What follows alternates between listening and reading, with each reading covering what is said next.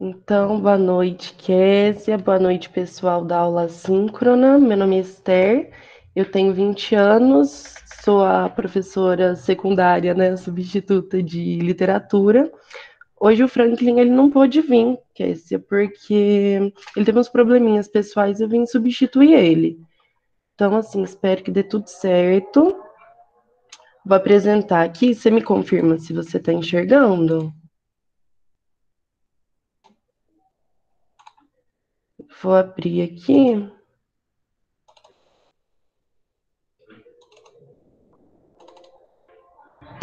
Você está enxergando a tela bonitinho? Estou. Ah, vamos só esperar abrir que vai dar certo.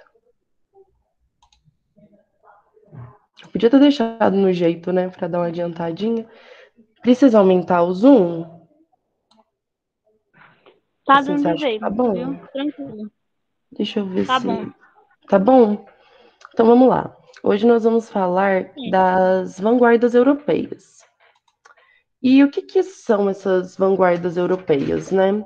Elas foram um movimento artístico que surge em meados do século XX na Europa. E eles consistem em um conjunto de movimentos artísticos de artistas em geral que estão inconformados com a conjuntura política da Europa durante esse período. O significado de vanguarda é aquilo que segue adiante, que tem o futuro como direção, é aquilo que está à frente do seu tempo. Por que isso? Os artistas desse movimento, eles tinham muito um sentimento de romper com o passado, romper com a tradição, romper com tudo isso que vem da arte clássica, né? Então é por isso que não existe uma vanguarda que respeite a tradição. A ideia é essa, é romper com esses padrões clássicos, é a necessidade do novo. E o que seria essa arte clássica nesse contexto? Ela seria romper com as convenções, os princípios e as regras da época. Na arte clássica, o grande artista ele vai ser aquele que melhor vai chegar na realidade, aquele que melhor vai representar a realidade, sabe? Aí surge essa coisa da arte da imitação da natureza. E a gente para pensar nisso, que é uma coisa muito antiga. Aristóteles, na Poética, ele já vinha falando da mímese, que é essa coisa da arte de imitar. Então a humanidade ela vem se adaptando e na arte clássica eles gostavam era disso. As pinturas, por exemplo, mais para frente eu vou mostrar, elas tinham que chegar o mais perto do real possível, né? E a perfeição vem disso, é chegar o mais perto do real. Só que os vanguardas, eles vão se afastar desse real. Eles vão querer interpretar a realidade a partir de uma percepção individual. Não é só uma questão de imitar, é uma questão de ter um senso crítico único de eu acho que a realidade deve ser demonstrada a partir de tal ponto de vista. Isso a gente explora melhor mais para frente. Ô Kézia, qualquer dúvida você pode me interromper. É que eu não tô vendo o chat, mas você pode abrir o microfone, fala comigo que eu tô aqui, viu? Certo. Mas até o momento eu tô compreendendo bastante. Tá, é que eu falo meio Raso. enrolado. Inclusive, eu sou de São Paulo, por isso que o meu R é esquisito, mas tá tudo certo. É, Tranquilo. uma outra maneira, né, deles de apresentar a arte, outras formas de expressão, é isso que a vanguarda ela vai propor. Então, gostar da arte clássica, só que se assustar com a moderna. Eles vêm com uma vontade de chocar, de provocar e instigar um novo pensamento, uma nova perspectiva sobre a realidade. E um exemplo que a gente vê assim muito claramente é que esse desejo de mudança ele é transmitido de geração para geração. Por exemplo, nós, hoje em dia, temos muito uma percepção do que é certo e do que é errado, do que a gente vê do passado que a gente quer mudar hoje em dia, do que a gente quer adequar à realidade, aos costumes atuais. A gente fala que a cultura, tanto a cultura quanto a língua, quanto questões éticas, morais, elas vão se adaptando ao período. Então, os vanguardas, eles vão surgir também como artistas que fazem uma arte de protesto, sabe? Se você observar, essa obra se chama My Sweet Rose e essa é a dança do Matissou. Nessa primeira, a gente vê realmente essa questão da, do chegar ao próximo, do chegar ao belo, né? E o artista, vou até olhar o nomezinho dele aqui, chama John William. O John William, nas obras dele, ele tinha muita coisa da valorização da natureza, dessa coisa do amor platônico, do nacionalismo, por exemplo. Então você vê que eu não sou professora de artes nem nada, então estou só tentando. Mas você percebe, sim, tanto nas cores quanto nos objetos, uma similaridade com qualquer fotografia que você pegar. Já na segunda, que é a dança do Matissot, que foi um dos principais vanguardas europeus, inclusive a gente vai falar dele depois, ele vai representar a realidade. E se você observar, por exemplo, como os humanos são representados, cada um numa postura, numa forma, num tamanho, você não consegue ver claramente o rosto deles, e ele tenta representar justamente essa questão do movimento. Se você reparar como eles estão girando, é no sentido horário de um relógio. Então, ele tenta representar essa coisa da natureza humana de outras formas, fugindo do comum, sabe? E num contexto histórico assim bem breve, a vanguarda ela vai surgir em meados do século XX, né? Como eu disse antes. Só que o contexto europeu nesse período, ele estava assim, os europeus estavam num estado de euforia muito grande, porque tinha acabado de acontecer a Revolução Industrial e com ela surge a facilidade de produzir, a facilidade de fabricar, a instigação do consumo. E com o advento desses novos produtos que vão surgir uma concorrência do mercado, né? Quem vende mais barato, quem vende o melhor produto de melhor qualidade. E aí vem a Primeira Guerra Mundial, motivada por essas coisas. E com ela surge o desejo de mudanças dos artistas, das pessoas desse contexto. E sabendo assim que a arte ela vai acompanhar o pensamento do homem em uma determinada época, o movimento da vanguarda ele é composto por artistas que criticavam o atual sistema e a desigualdade social. Quando eu estava estudando isso no ensino médio e quando eu vi na faculdade também, uma professora minha ela fez um parênteses dessa questão de como esse desejo vai passando de geração para geração com o Islã. Eu não sei se vocês conhecem o que é o movimento Islã, mas são poesias recitadas por pessoas comuns, como eu e você, e elas justamente trazem isso, uma crítica ao sistema atual, à atual conjuntura política, social e cultural do Brasil. Então a gente percebe que isso vai se perpetuando, esse desejo vai passando. E esse descontentamento, né, da época com a grande barreira social, da desigualdade, a vanguarda surge então como uma arte de protesto. Aí a gente vai entrar na primeira vertente da vanguarda. Eu resolvi trazer as principais, são muitas, mas como o tempo é curto, a gente vai falar das principais com calma. Então, o que é o fauvismo? Ele foi um estilo de pintura que foi baseado na intensidade cromática, isso é, na intensidade das cores, vamos dizer assim, na simplificação das formas, na utilização das cores puras, sem falar que o artista, isso a gente está falando assim de pinturas, obras plásticas, artistas plásticos, tananã. Além de elas eram usadas arbitrariamente, sem compromisso com as cores reais. Então, por exemplo, como a gente pode ver aqui, o céu é verde, a árvore é laranja, não muito próxima ao marrom, que seria realmente. Eles vão usando as cores da maneira que eles acharem melhor, da maneira que mais expressar a realidade a partir da perspectiva deles mesmo. Tá. E é por causa dessas características que durante o Salão de Outono, um evento, que alguns pintores foram chamados de fauves. Os feras seria a tradução para o português, que iriam dar início a um novo jeito de pintar. Então, assim, esses caras, quando surgiram o fauvismo, assim, eles eram muito foda, eles eram, sabe? E tem os principais artistas que eu coloquei aqui, que é André Derain, Maurice de Vlaminck e Henri Matissot, como eu falei antes, ele foi um dos principais percursores do fauvismo. E essa arte, ela vai buscar levar o ser humano a um estado natural, tem muito contato com essa coisa da natureza.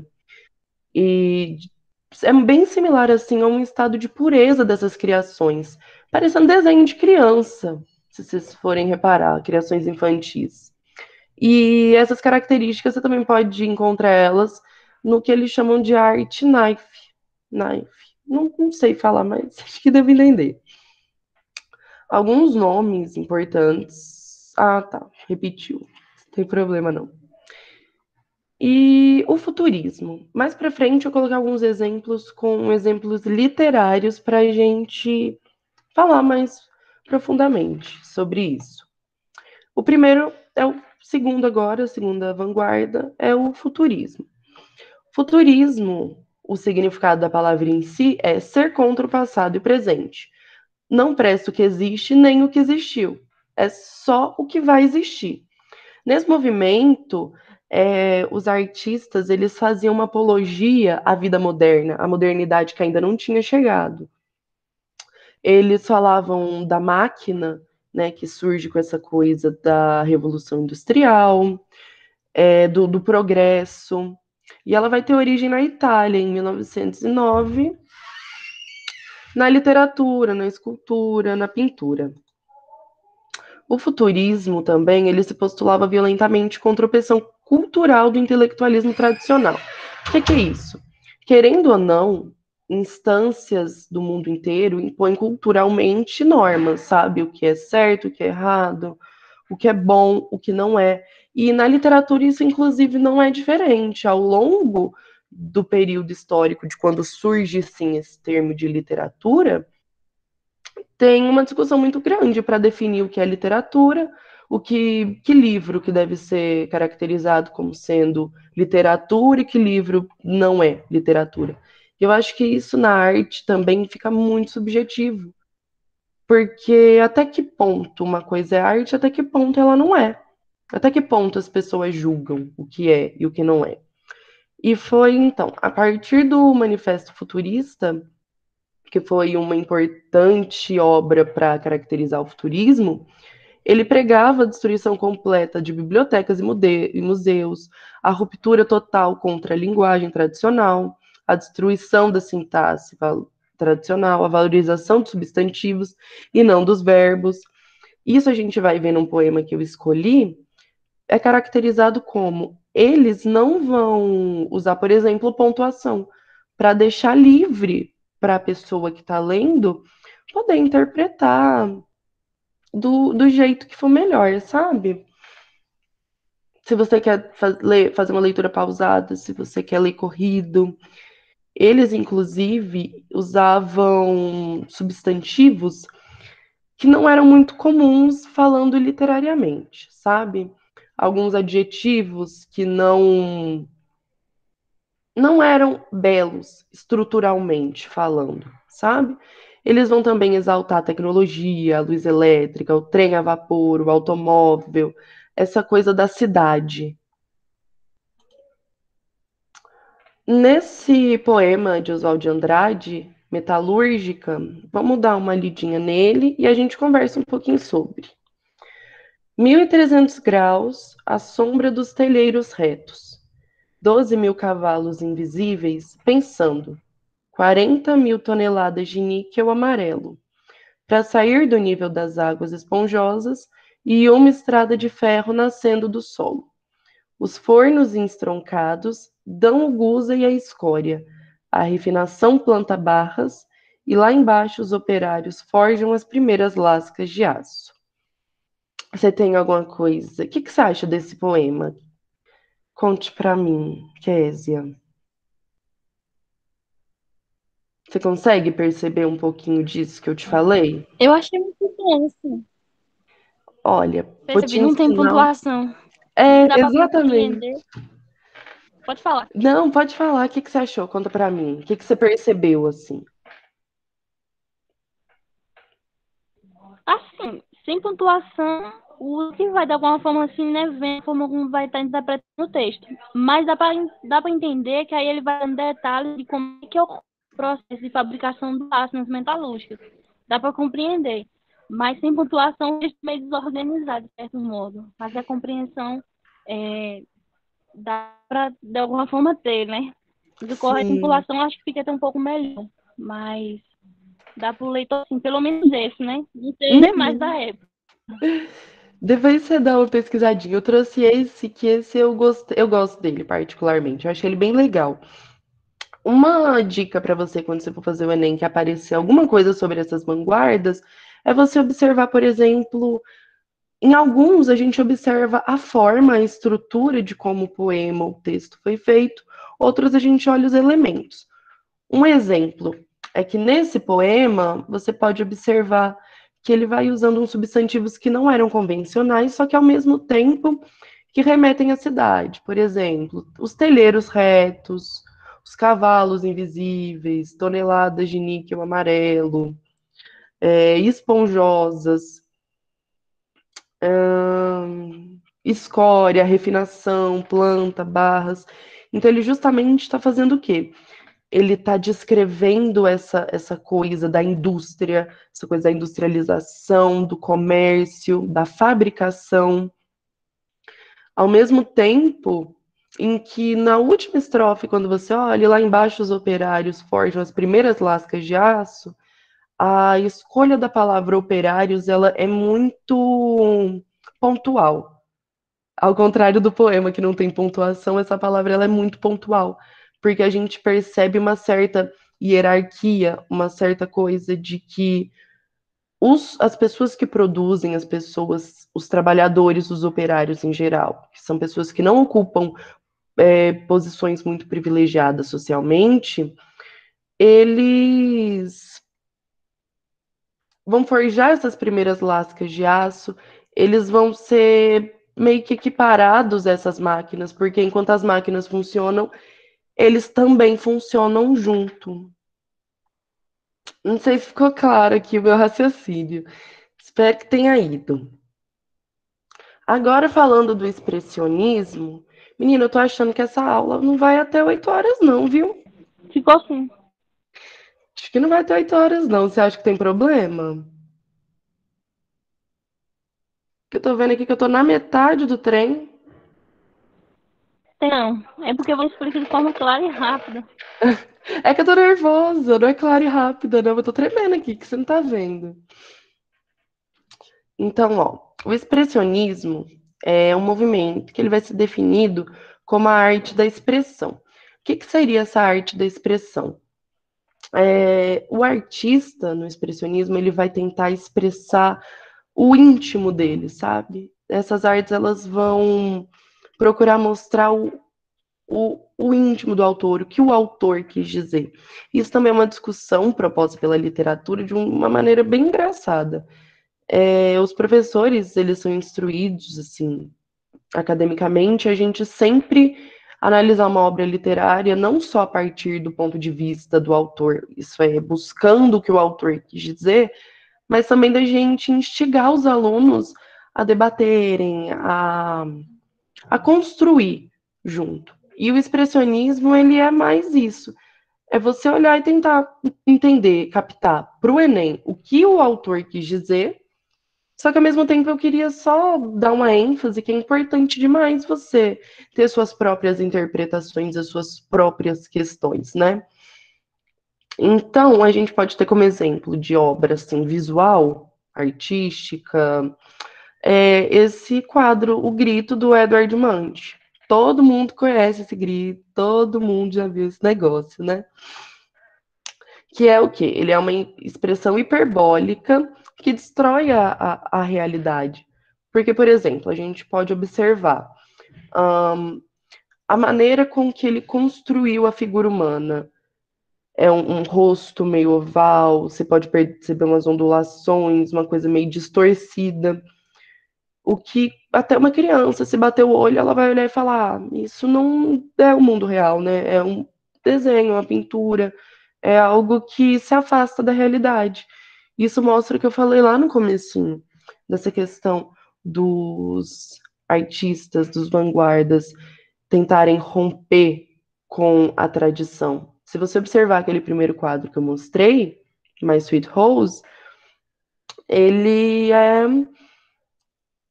perfeitamente parecido com uma fotografia, como se alguém tivesse tirado uma foto daquele momento e ficou aquele registro. É tudo muito bonito, muito parecido com a realidade. Eu acho que os vanguardistas europeus, eles, além de romper com isso, eles inovam. Eles criam outras formas da gente perceber a realidade à nossa volta. E o expressionismo, ele vai partir da ideia de que o mundo interior é um espaço sem lógico e clareza. Ele valoriza os mitos, os sonhos, e ele tenta expressar todas as coisas do que o ser humano não consegue ter um controle lógico. Historicamente, por exemplo, essa coisa de interpretação de sonhos, ela nem sempre foi bem vista, para a gente ver como é que as coisas evoluem. Durante a Inquisição, se você interpretasse sonhos, você era considerada bruxa, por exemplo. Hoje em dia isso já é mais naturalizado, mas a questão é que o ser humano ele sempre busca conhecer o desconhecido, ele tenta justificar o desconhecido. E o expressionismo acho que é justamente um pouco disso. Os elementos da realidade, eles vão ser distorcidos, eles vão ter uma tendência ao fantástico, ao sobrenatural, como dá para perceber no O Grito. Aí eu peguei um poema chamado Fim do Mundo, do Jacob van Rhodes. E eu achei ele muito legal. Acho que eu peguei só um trechinho desse. Não, esse aqui eu consegui pegar inteiro. Você quer ler, amiga? Você já deve estar até cansada da minha voz.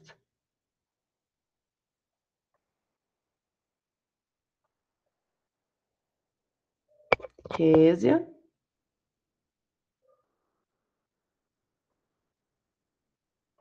Vou ler então. O chapéu sai voando da pontuda cabeça do cidadão. Estrondos ressoam pelos ares, feito gritaria. Telhados caem, despedaçando-se, e no litoral, lê-se, a maré está subindo, e rompe a tempestade, o mar bravio assalta. A terra, para arrebentar-lhes os espessos diques, quase todo mundo está resfriado, os trens despencam das pontes. É um cenário um tanto quanto incomum se a gente for equiparar ele com o que seria a realidade. A gente não vê, por exemplo, com tanta facilidade os telhados se despedaçando, a, os trens despencando das pontes. É uma situação de caos. Parece até um sonho muito bem detalhado, um sonho muito bem construído. Se vocês observarem, tem uma narrativa. Primeiro, o chapéu voa da cabeça de alguém. E aí parece que por algum motivo um caos é instaurado e os estrondos vão se ressoando pelo ar, os telhados vão cair e se despedaçar, e no litoral a maré sobe, rompendo uma tempestade. Então é toda uma narrativa construída. Essa é uma característica também do expressionismo. Você pode entender não só aquilo que o autor sentiu, mas a gente também pode ter uma interpretação única. Eu até poderia dizer que quase todo mundo está resfriado, a terra para arrebentar-lhe os espessos diques. Eu poderia até dizer que se trata da doença da humanidade. Poderia ser, vamos ver, qualquer uma dessas das doenças da humanidade, sei lá, tanto a desigualdade quanto a ira, o medo, inclusive, que é muito tratado nesses casos, né? O próximo movimento que a gente vai tratar é o cubismo. E o cubismo, ele é justamente marcado assim por essa questão das linhas retas, das curvas, das coisas fragmentadas. Acho que por isso o nome cubismo, porque as obras são fragmentadas. Você vê um objeto inteiro construído através de formas geométricas, de desenhos de pontos. E a proposta dessa vertente é a apresentação dos elementos que compõem a realidade circundante, segundo linhas e figuras geométricas. E é isso que eu falei. Essa questão de como as coisas são construídas são muito únicas.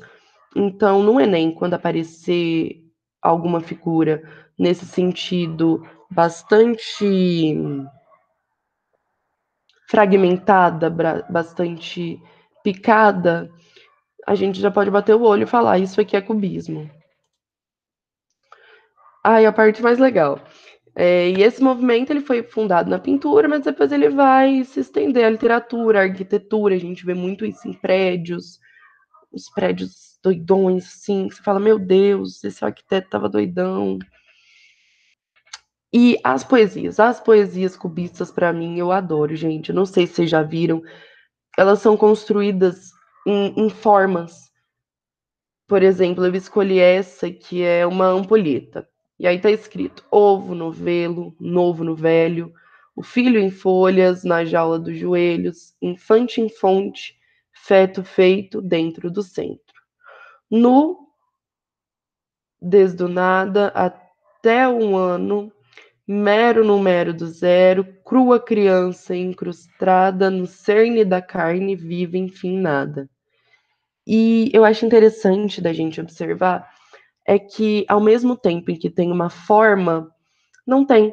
Porque você pode começar a ler tanto de baixo para cima, quanto de cima para baixo, tanto de um lado para o outro, quanto do outro. São construções poéticas muito únicas e fragmentadas. O que eu acho mais interessante é que elas não deixam de ter uma métrica, por serem palavras soltas, só que não estão soltas, estão todas conectadas. E você pode observar que tem uma métrica, ó, ovo, novo, novelo, velho, filho, folhas, joelhos. É tudo muito bem construído, é tudo muito bem pensado. Tem uns livros muito bons, se vocês quiserem, eu posso deixar o material para vocês no Drive depois, para vocês darem uma olhadinha. Agora a gente vai falar do dadaísmo. Eu só queria abrir um parênteses, é que quem começou a construir esse slide foi o Franklin, então algumas imagens ele que escolheu, outras foram criações minhas. Não criações minhas, né? Peguei do Google. Mas quando saiu, há uns 2 anos, 3 anos atrás, numa exposição de arte, um artista tinha levado um mictório. As pessoas ficaram muito chocadas. Por que esse mictório é arte? Por que isso seria arte? E aí que vem o dadaísmo, é um movimento que ele vai se propor a romper com as estéticas tradicionais, pregando uma forma de arte criada de improviso. O que isso significa? Como a gente já viu ao longo dessa aula, eles vão tentando, os artistas, eles vão tentando romper e criar novas estéticas, novas concepções, né? E é muito estranho da gente parar para olhar, porque o que para mim pode ser arte, para você pode não ser, para o outro pode não ser. E aí é uma coisa assim que vocês vão levar para a vida. O que é que caracteriza algo ser arte ou não? É um consenso social. O que a maioria achar que é, vai ser, o que a maioria achar que não é, não vai ser. As pessoas, elas. O indivíduo, o ser humano em si, ele tem essa coisa de atribuir um valor a uma determinada coisa. Essa coisa de atribuição de valor. E isso acontece até na literatura, por exemplo. Tem quem diga que os, as poesias cubistas não são poesia, por exemplo. Podem ser só palavras fragmentadas no papel. Só que não é só isso, sabe? Quando a gente pensa no texto, por exemplo, o texto, ele só é um texto no ato de leitura, no momento que alguém está lendo. Se eu tiver um livro na minha estante, enquanto ele está na minha estante, ele é só um objeto, ele é só um livro. O discurso só entra em ação no momento que você está lendo. Então, a arte, eu acho que é um pouco disso. Tem que fugir só desse consenso social, dessa atribuição de juízos de valores. A gente tem que aprender a lidar com a singularidade das pessoas, a singularidade e o individualismo de cada um. Os dadaístas também, eles são muito bons.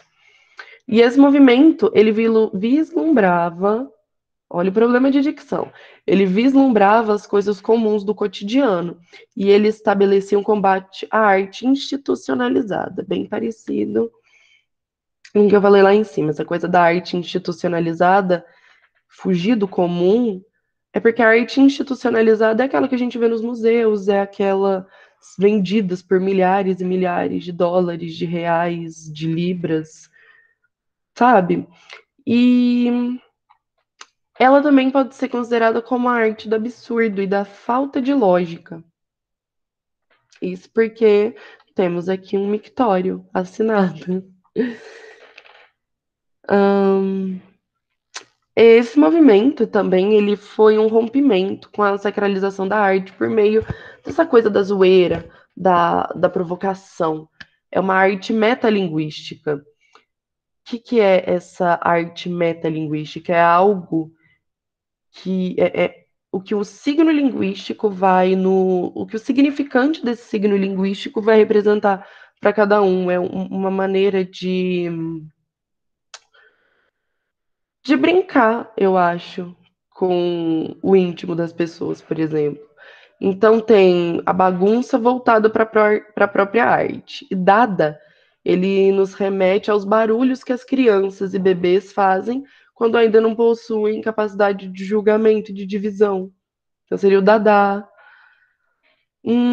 Esse movimento também trata do trabalho com o ilógico, com uma arte que ela é denominada nonsense, que é sem sentido, com o espontâneo, por exemplo. Isso não é um cachimbo do René Magritte, é uma figura do cachimbo relacionada ao nada. Todo mundo já fez isso em algum momento da escola, gente. Quando algum professor estava tratando do dadaísmo, em algum momento da sua vida, ele já te fez fazer uma colagem dessa. Com certeza ele já te fez fazer uma colagem dessa. O dadaísmo, então, esse aqui é uma produção dos alunos do Colégio Franciscano Nossa Senhora Aparecida. E ela foi feita, inclusive, estava na reportagem, durante a quarentena, durante o ensino remoto, as aulas remotas dos alunos. Então, cada um foi fazendo o seu. Esse ficou bem legal, olha. Será que o coronavírus vai terminar? Com humildade acima de tudo e superação. Ele poderá parar de atuar, e se isso acontecer, nós estaremos realizando sonhos novamente. Adeus, novo coronavírus. Então, esse aluno, ele criou, a partir de recortes de jornal, de revista, falando inclusive da nossa atual conjuntura política, em que os sonhos, a gente pode dizer que os sonhos foram interrompidos devido a um vírus. Acho que esse momento de reclusão do ser humano, por exemplo, ele foi muito significativo, porque abalou muita gente de inúmeras maneiras, inúmeras formas. O dadaísmo é um pouco disso. É uma forma única, é uma coisa de brincar com a realidade através não só do sarcasmo, mas também acho uma maneira genial, genial, muito bom. A gente vai entrar agora no nosso último tópico da aula de hoje, que é o surrealismo. Todo mundo conhece o Salvador Dalí. Quem não conhece, em algum momento da sua vida, já viu essa foto. Que é a obra O Relógio, O Tempo, acho que é O Tempo. As bases do surrealismo, elas eram o homem livre da lógica, da razão, da inteligência crítica, desprovido dos valores tradicionais, como a família, ao lente do civismo e do nacionalismo, essa coisa da civilidade, da ética e da religião. E nesse contexto, o homem ele é um ser destituído de evolução, ele é quase que um ser primitivo. Os surrealistas, eles buscam as suas imagens no sono, igual os expressionistas, só que nos sonhos hipnóticos também. E eles desejavam levar a poesia à ação, a poesia como um método de investigação do subconsciente. O surrealismo foi um movimento muito importante. E nele, a arte ela vai passar a ser ilógica, irracional. Vai viver no espaço do inconsciente, do sonho. Sabe aquele sonho muito louco que você teve um dia, de que alguém estava te perseguindo e que você caiu no buraco? Ou quando você sonhou que você estava caindo e se acordou assustado? Tudo isso vira arte. E esse movimento nas obras literárias, ele vai buscar revelar o lado inconsciente dos autores, distanciando eles da objetividade. Então, o surrealismo, ele vai ser isso. Todas essas vanguardas, essas vertentes que eu falei para vocês aqui, buscam expressar a realidade de maneiras particulares, de maneiras diferentes, enquanto para um a realidade é algo fragmentado, para outra é concreta, para essa ela é surreal. E aí eu trouxe um poema da Clara Bacarin, um poema de 2015, se chama Poema Surrealista. Eu peguei só um trecho, porque esse poema realmente ele era bem compridinho e não ia caber, mas eu gostei bastante dele. Acho que só nesses trechinhos a gente pode captar a essência do surrealismo, dessa coisa de uma narrativa bizarra construída de uma maneira que você vai olhar e falar o que está acontecendo, né? Então vamos lá. Quer se você tá aí, você quer ler? É a segunda vez que eu te chamo, menina. Gente, minha câmera tá baixinha. Estou. É porque eu tive um problema com a internet. Eu coloquei Ah, no não, não chat. tem problema, não. Tá conseguindo Você me ouvir quer ler bem? um poeminha pra gente? Eu Ou a internet tá posso ruim? Se ler. tiver, não tem problema nenhum. Mas se meu áudio estiver com uma compreensão boa, eu posso estar lendo, viu? Tranquilo. Pode? Então bora. Tá me ouvindo bem? Tô Assim, assim. Deixa eu só certo. arrumar pra Então eu vou você. ler.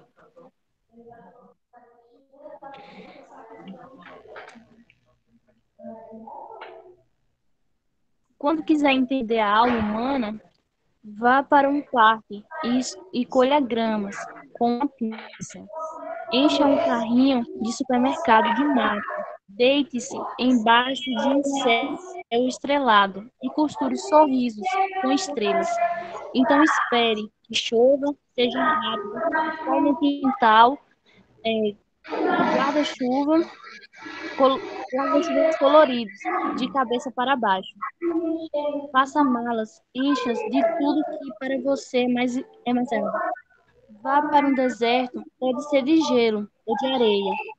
Ande sozinho por 7 dias e 7 noites, jejuando. Aprenda a rezar de sede. Encontre todas as miragens. E quando estiver desistindo, veja um Lorde Trade. Sente na sua frente. Vocês devem Muito compreender que minha internet não está bom, muito muito boa. bom. Seu áudio tá ótimo, não preocupa, não. Seu sotaque é tão gostoso de ouvir, menina. Muito bom. Muito bom. Então, Eu peço até desculpas que caiu. não, imagina. Eu fiquei aqui falando sozinho, mas não tem problema, não. Fique em paz. Eu mandei no chat, mas eu sei que não deu pra pegar. Ai, se você perdeu muita coisa, você quer retomar? Tranquilo. Não, eu acompanhá-lo no YouTube depois, pode ficar Ah, tranquilo. tudo bem. Qualquer coisa você me fala, viu? Não preocupa, não. Eu acho que nas monitorias, Certo. inclusive, o Franklin ele vai tratar mais de exercícios, mas na próxima aula que eu der, eu posso estar trazendo uns exercíciozinhos, ou até acho que vai sobrar um tempinho, a gente pode ver uns exercícios. Você topa? Topo. Então tá bom. O que você achou, assim, basicamente, desse poema? Você achou legal? Você achou esquisito? Eu achei legal, mas ele traz uma linguagem assim um pouco diferente. Não sei se é uma linguagem mais poética, né? É, Envolvendo algumas coisas assim que a gente fica sem entender qual é a relação, mas lendo assim com mais calma, acho que dá pra compreender um pouco. Mas deu pra compreender basicamente o que ele quis dizer assim. Entendível. Então, esse poema, ele é baseado nessa questão do surrealismo que eu falei. Se você observar, por exemplo, quando quiser entender a alma humana, a gente pode perceber essa questão da humanidade, de procurar desvendar o desconhecido, tanto que tem até essa questão de, ai, existe alma, não existe, estudos que comprovam que existe, outros que não. Então, a poetisa ela vai trazer essa indagação, que quando você precisar entender a alma humana, vá para um parque e colha gramas com uma pinça. Você já imaginou você chegar num parque e pegar grama na pinça? A dificuldade, ainda mais eu que sou míope, eu não vou ver a grama. Mas eu acho que a questão também é de tentar coisas novas, tentar diferentes relações com a natureza, por exemplo. E aí ela vai construindo esse poema narrativamente de um jeito um pouco fora do comum, coisas que você não normalmente não faria. Então ela tá te mandando colher grama com a pinça e encher o carrinho do supermercado de mato. O que seria esse mato? Essa grama que você colheu com a pinça. Aí a gente para pra pensar, meu Deus, mas o carrinho do supermercado é cheio de furinho, vai cair tudo. Aí vem a questão da perseverança, do vou tentar, vou tentar, vou tentar. Aí deite-se embaixo de um céu estrelado e costure os sorrisos com estrelas. Acho que é um momento de pausa, um momento de você refletir, de você realmente pausar, de você respirar e falar, ok, estou viva, a vida é isso, e eu tô aqui. Faça as malas e encha-as de tudo que para você é mais sagrado. Vá para um deserto, pode ser de gelo, de areia, ande sozinho por 7 dias e 7 noites jejuando. Quem fez isso? Jesus andou por 7 dias e 7 noites. E isso é uma referência ao sagrado da humanidade, sabe? A essência sagrada do que seria essa alma, essa espiritualidade. E aprenda a rezar de sede, encontre todas as miragens e quando estiver desistindo, veja um World Trade Center na sua frente. Que seria um trailer de alguma coisa que você realmente queria comprar, que você vai olhar e falar, meu Deus, sei lá, de algo que você queria, uma comida gostosa, você olha, meu Deus, eu precisava ver esses churros. Então, o surrealismo é isso, é a construção da realidade através justamente disso, do surreal.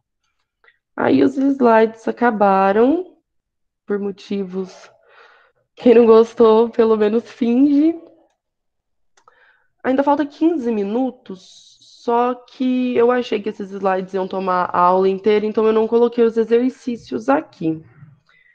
Mas acho que eu posso trazer na próxima aula. O que você acha, Késia? Eu tô com eles no livro, mas não tem como apresentar. Deixa eu dar uma olhada.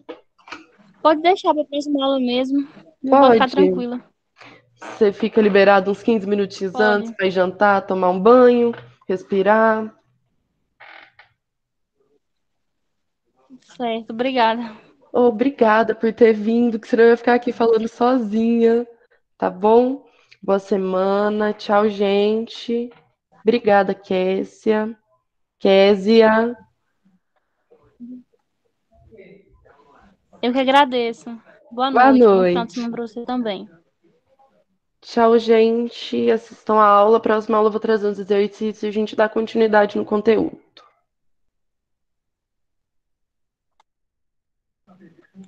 Tchau.